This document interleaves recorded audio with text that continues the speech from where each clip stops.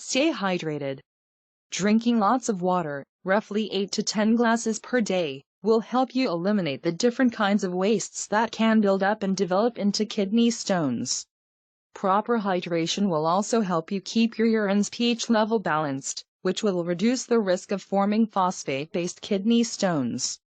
If you have an especially active lifestyle or live in a hot climate, drinking more water will be necessary to stay properly hydrated. Don't drink soda. Diets high in soda are associated with an increased risk of kidney stones due to their high sugar and phosphate content.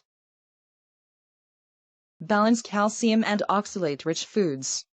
One of the most common kinds of kidney stone forms when too much calcium or oxalate builds up in the renal system. These are known as calcium oxalate stones. Calcium is typically found in dark green vegetables, dairy products, and animal protein. Oxalate, or oxalic acid, is a compound that generally comes from plants. Both are healthy in moderation. Keeping your intake of dietary calcium and oxalate balanced will cause the calcium and oxalate to bind to each other in the intestines, reducing the amount of either that the kidneys will absorb. Avoid consuming too much sodium. Too much sodium in the diet may increase your calcium level to a point where you will run a higher risk of developing kidney stones. Talk to your doctor to determine an appropriate level of sodium for your diet. Processed foods such as hot dogs, canned soups, lunch meats, and fast foods frequently contain high levels of sodium. Cut back on animal protein. Eating too much animal protein may increase the amount of calcium in your body, as well as uric acid, which can collect in the kidneys and turn into stones. Although overconsumption of animal protein is a greater risk factor for kidney stones in men than in women, it is probably safest to avoid it no matter what. Red meats, organ meats, and shellfish are particularly high-risk forms of animal protein. They contain high levels of purines, which are substances that can increase uric acid content in urine. Maintain a healthy weight. Obesity is another serious risk factor for developing kidney stones, particularly in women. Calculating your body mass index, or BMI, is a good starting point to determining if you are at a healthy weight for your height. A BMI between 18.5 and 24.9 is considered normal. Avoid taking too many calcium supplements. Moderate levels of dietary calcium can help you avoid kidney stones. But your body might not absorb supplemental calcium as easily, and too much of it can build up in your kidneys and lead to stones. Get the recommended 2 mg of vitamin B6 daily.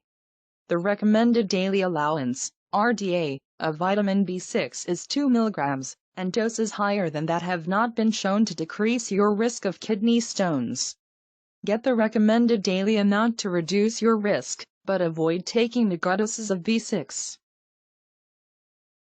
Stick with the recommended 60 mg of vitamin C daily.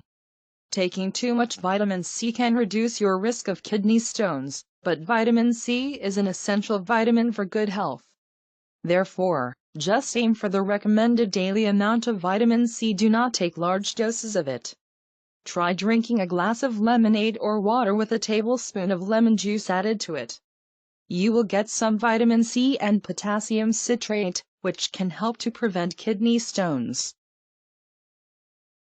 Consider taking vitamin D. Vitamin D supplements are commonly thought to increase your risk of developing kidney stones, but recent studies do not show a clear link between vitamin D supplement use and kidney stone development. As with calcium supplements, you should talk with your doctor before beginning any vitamin supplement regimen. Talk with your doctor about what medications you take might put you at risk for developing kidney stones. For instance, non-steroidal anti-inflammatory drugs, NSAIDs, like aspirin have been linked to a higher risk of developing kidney stones. Be aware that some medical disorders can lead to kidney stones. Not all kidney stones form as a result of lifestyle or medicine usage. Chronic kidney infections can lead to struvite stones. Long-term antibiotic use may be required to prevent these stones from forming regularly.